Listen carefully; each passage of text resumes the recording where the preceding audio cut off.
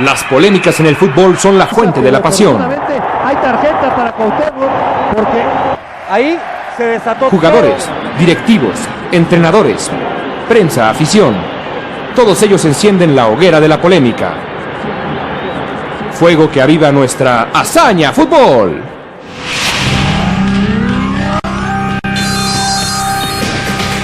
Tostado se lleva la pelota, 1, 2, 3.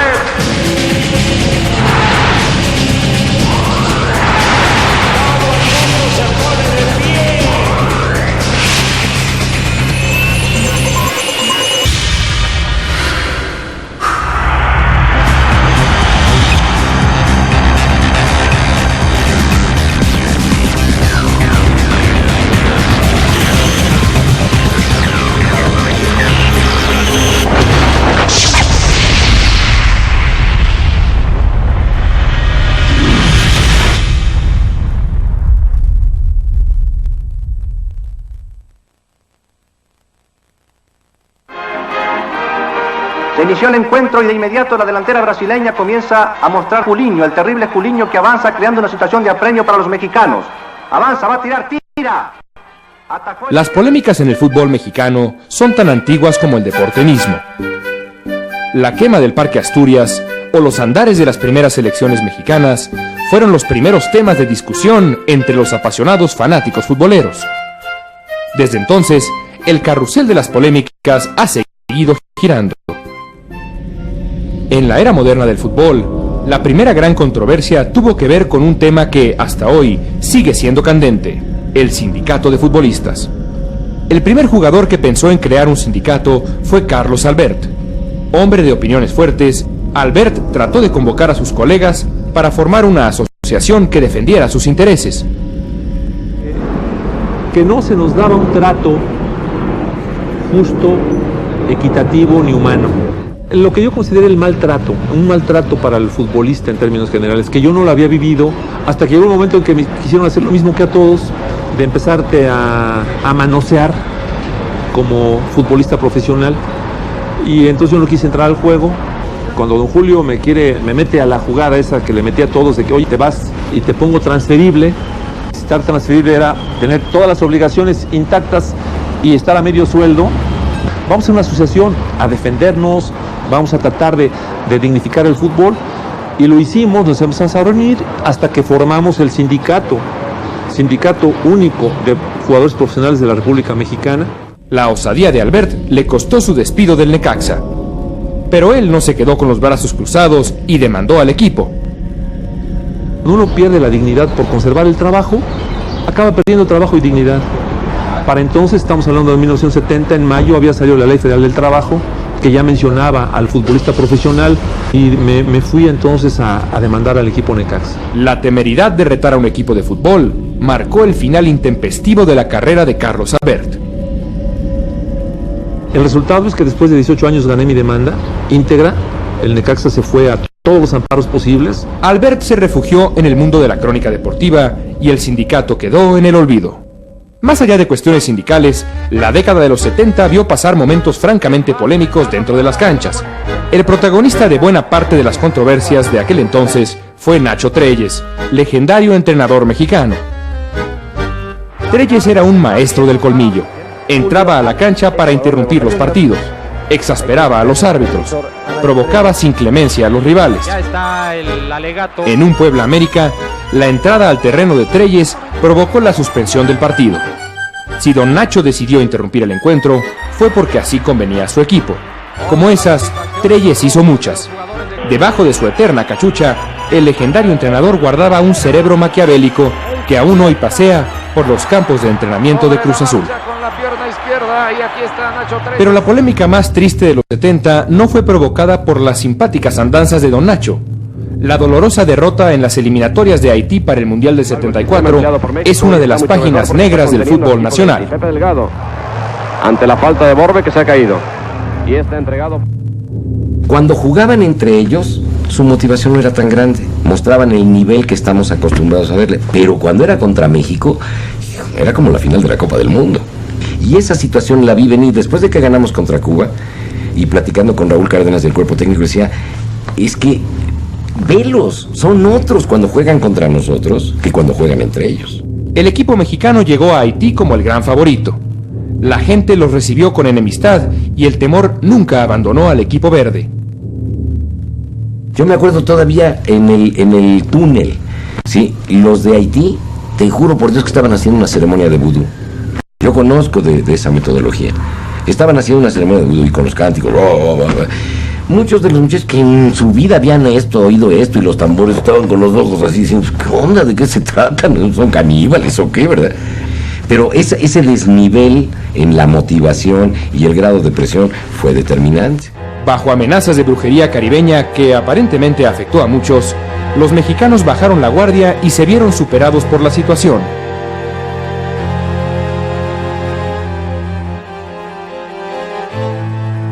Llega atrás el tiro del campeón. Ya en un pánico total, el equipo tricolor perdió el partido definitivo contra los trinitarios por un vergonzoso 4-0. Perder así fue y siempre será lamentable.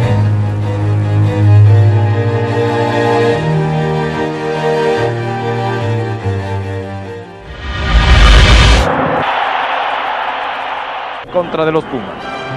La década de los 80 estuvo marcada por polémicas protagonizadas por los jugadores.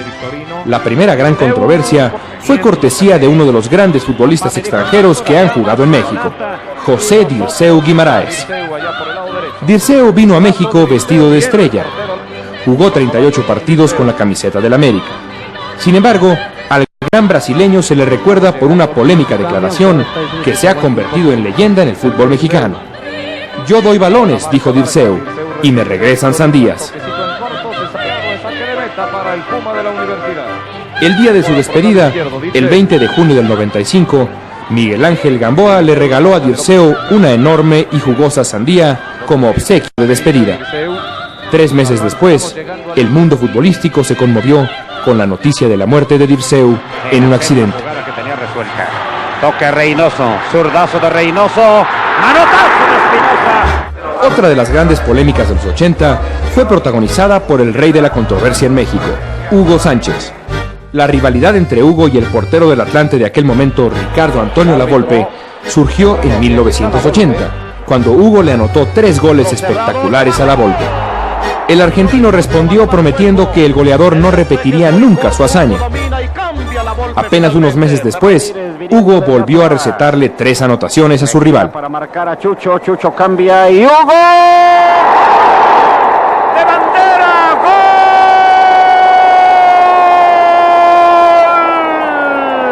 Un gol de belleza arrebatadora. Un gol fantástico. Vean este gol.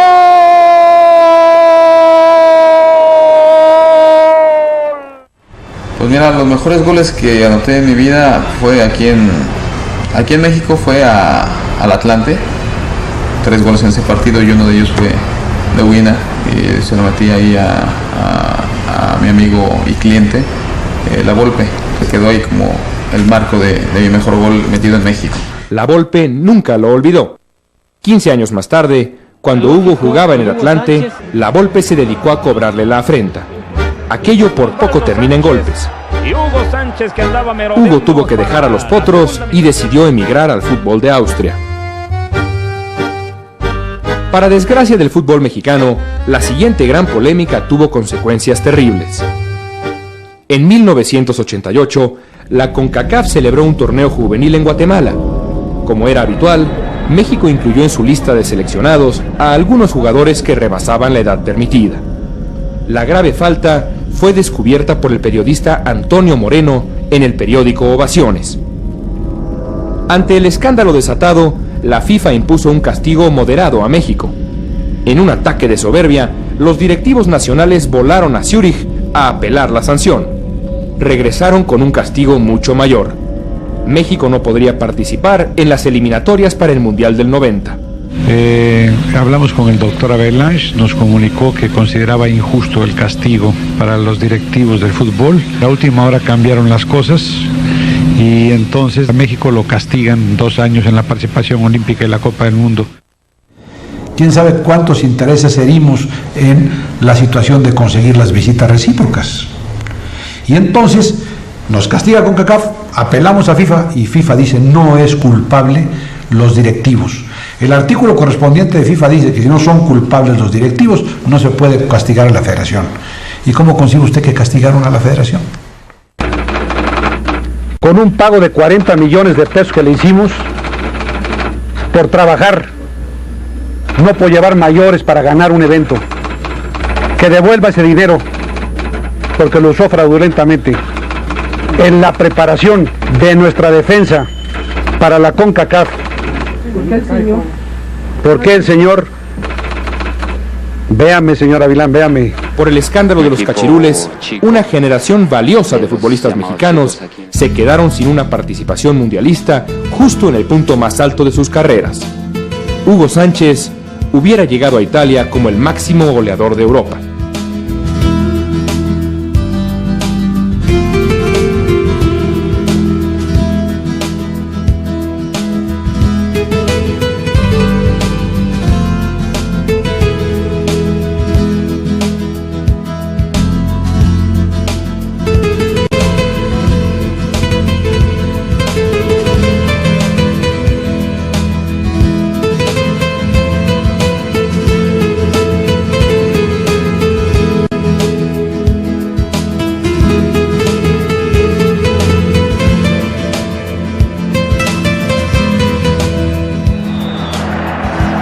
Gracias a un amargo tropiezo, una posible hazaña quedó depositada en el basurero.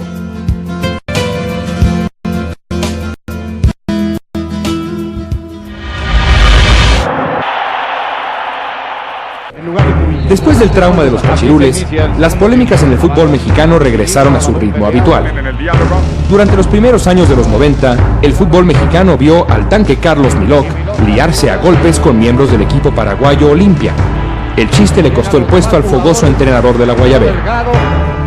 En ese mismo 91, las canchas nacionales presenciaron lo que podría haber sido una tragedia. En un partido entre Santos y América, un joven águila de apellido Carrillo le destrozó la rodilla en una entrada criminal a la joven promesa mexicana Ramón Ramírez. Mientras Ramón se rehabilitaba, Carrillo recibió una histórica suspensión. La lluvia de críticas que cayó sobre el americanista fue tan impresionante que Carrillo tuvo que retirarse del fútbol. 3 años más tarde, en 1994, mientras la selección nacional se preparaba para el Mundial de Estados Unidos, el fútbol mexicano sirvió de juguete personal a un curioso futbolista frustrado, el rector de la Universidad Autónoma de Tamaulipas. El señor rector Humberto Filisola jugó su único partido en Primera División contra las Águilas del América. Para sorpresa de todos, el catedrático por poco logra la hazaña de anotar un gol. Pero el momento más amargo para las polémicas nacionales llegó con la Copa del Mundo de 1994. México llegó al Mundial como nunca con un equipo lleno de confianza. La selección lo tenía todo: porteros, defensas, medios y delanteros, encabezados por el veterano Hugo Sánchez. Todos iban de la mano de Miguel Mejía Barón. Después de una primera ronda excepcional, México jugó contra Bulgaria. Con el partido empatado a 1, llegaron los tiempos extra. Los búlgaros estaban echados, no querían nada.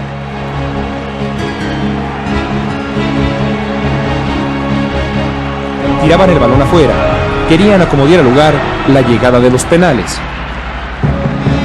Había que darles la estocada. El equipo mexicano necesitaba cambios. Hugo Sánchez y Miguel Mejía Barón, amigos de toda la vida, dialogaban en la banda. Los cambios parecían inminentes, pero nunca llegaron. México perdió en penales.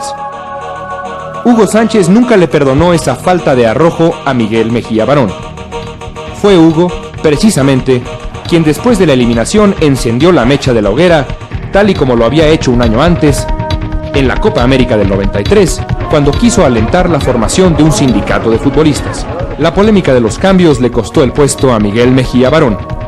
Los últimos 3 minutos consideré prudente, necesario, conveniente para el grupo asegurar mucho la pelota. Ahora, ojalá lo interpreten como una sugerencia sensata dentro de mi punto de vista, no renunciando al triunfo.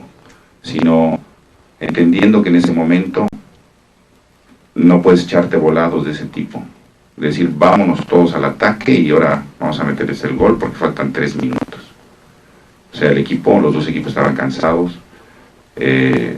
Yo creo que había que defender el esfuerzo de los jugadores y teníamos la confianza de poder vencerlos en la suerte de los penaltis. Yo no sé si eso sea traicionar mi filosofía. Mi punto de vista muy personal, y sé que no lo van a compartir la mayor parte de las gentes que saben o dicen que saben de fútbol, es que no puedes juzgar un momento desligado del todo. Yo creo que él es una persona fuera de lo común en cómo maneja sus esquemas mentales. A cuando ve a Campos y piensa hacerlo portero delantero. Él ya pensaba que si tuviera la oportunidad, te imaginas en un mundial, que Campos hiciera una de las suyas, nos vamos a los cuernos de la luna como mexicanos, ¿sí? Entonces de repente llega un aviso de la FIFA, señor Mejía Barón, usted no puede utilizar al señor en los dos puestos, o es portero o es delantero. Luego viene la situación de que expulsan a Del Olmo en el partido anterior. Luego viene la expulsión de Luis García. Y Marcelino había hecho la hombrada del gol con Italia. Él dijo, me la juego con estos porque cualquiera lo puede meter. Él se quedó esperando eso. Cuando se le fueron encima los periodistas, yo estaba en su cuarto, ¿sí? Porque esos videos lo quisieron de recuerdo la mayor parte de los jugadores. Les dije, bueno, pues antes de despedirnos les voy a hacer copias. Yo estaba en eso cuando él entra al cuarto y dice, oye, Octavio, te falta mucho. Le dije, no, pero si tú tienes algo más importante, pues yo hago las copias después. Es que yo no sé si los periodistas y yo vimos dos partidos diferentes. Y estoy completamente desconcertado por lo que me están diciendo. Entonces te voy a pedir un favor. Vamos a checar y vamos a ver los dos tiempos extras. Vamos a ver la repetición. Y él decía, no, pues ahí está, si estaban ya muertos. Cualquiera de los muchachos podía haber hecho el tirazo de los que estaba ahí. Entonces yo pensé que cambiar a cualquier gente, a lo mejor de aquí a que se entraba en ritmo y todo, el Stoch, como que nunca lo des por muerto aunque esté babeando, ¿verdad? Nos hace una y adiós, ¿verdad? Entonces había que mantener eso, no por cobardía, no era meter el camión en la portería y sacar, no, era seguir jugando como se estaba jugando, y la situación no se dio.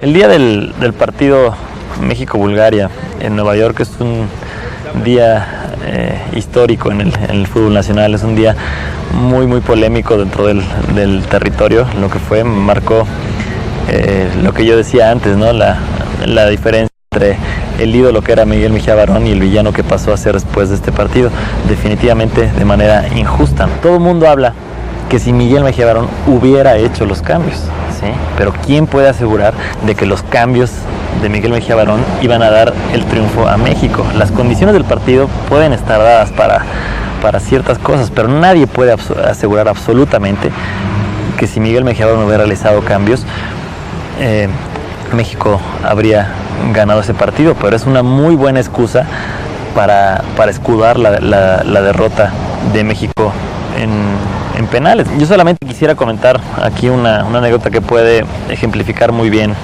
este día. Cuando estamos sentados en la banca, cuando está el partido muy tenso, ya los dos equipos con 10 hombres, se paran, Miguel Mejía Barón manda a calentar a varios jugadores, entre ellos Carlos Hermosillo y Hugo Sánchez. De repente cuando Hugo Sánchez habla un buen rato con Miguel Mejía Barón, y al acabar esta plática se regresan a sentar todos cuando se decía que ya no se va a hacer cambios. Hugo Sánchez se sienta a mi izquierda, Carlos Hermosillo se sienta mentando madres por no haber ingresado, y Hugo Sánchez llega y se sienta a la izquierda, y el único comentario que hizo fue yo creo que no es conveniente hacer cambios en este momento porque se desajusta todo el sistema, ¿no? O sea, reacciones completamente antagónicas que pueden decir mucho, y bueno, pues ahí lo dejo, ¿no? En los años siguientes, la polémica en México se ha centrado en algunas figuras que han hecho de las suyas en las canchas. Quizá el futbolista extranjero más polémico de los últimos tiempos es Ángel David Comiso. El portero argentino protagonizó, durante su estancia en México, innumerables berrinches, problemas con el cuerpo arbitral e intercambios de insultos con la afición. Pero nada puede compararse con el último episodio de Comiso en México. En la final del torneo de invierno del 97, con la final contra Cruz Azul en pleno tiempo extra, Comiso, portero de León, enloqueció. En una jugada por aire, Comiso peleó un balón con Hermosillo. Al caer al suelo, el arquero argentino le propinó una patada indescriptible al delantero mexicano. El gol de Hermosillo le dio el título a Cruz Azul. Hasta la fecha, Comiso insiste que aquello ni siquiera era una falta. Pero más allá de las locuras de Comiso, la verdadera figura de la polémica en el fútbol mexicano se ha llamado Cuauhtémoc Blanco. El delantero americanista, dueño de un fútbol lujoso, hizo de las suyas en distintos momentos a lo largo del final de la década de los 90. Blanco es capaz de jugar un fútbol extraordinario. Sus cuauhtemiñas, sus recortes, sus definiciones y sus largos piques son materia de leyenda en el fútbol mexicano. Pero la fama de Cuauhtémoc no se limita a sus virtudes. En 98, Blanco se enredó en una polémica con Héctor López, defensor del Atlas. Después de hablar mal del atlista durante toda la semana, Blanco se vistió de torero y humilló de fea manera a López en el partido entre ambos equipos. Lo dejé tirado como a un perro, diría Cuauhtémoc Blanco después. Después del incidente con López, Blanco dejó muchas más anécdotas. En un partido contra Chivas, le propinó un puñetazo a Felipe Robles. Cuauhtémoc es el que descuenta, primero. Ahí está, le llega a dar la mano y le meta que dimos. Dice Robles, ¿quieres? Contra Celaya, después de anotar, Blanco festejó orinando como un perro sobre la línea del marco de Félix Fernández. Y por supuesto, Blanco hizo de las suyas cuando en el 2002 renunció por unos meses a la selección nacional. Bueno, Cuauhtémoc, se rumora que puedes dejar la selección mexicana. ¿Qué hay de cierto o qué hay de falso? ¿Qué hay? Mira, ahorita no me quiero apresurar. Estoy esperando a que el entrenador hable conmigo para manifestarle algunas situaciones que tengo, ¿no? La última que me hicieron, que me mandaron el boleto de avión de Valladolid a Barcelona a París y París México, y yo tuve que pagar el boleto de mi bolsa, ¿no? En un partido muy importante que era contra Honduras. Como tú lo mencionas, estoy sentido, pero a la vez te molesta muchísimo, ¿no? Las cosas que a un jugador le hace. Ahorita me está pasando a mí y espero que no le pase a otro. Voy a esperarme hasta que platique con Javier y más adelante lo pensaré muy bien. A poco tiempo antes de empezar el Mundial, Cuauhtémoc recapacitó. Esa es la firma de un dios del fútbol. Protagonista absoluto de Hazaña Fútbol.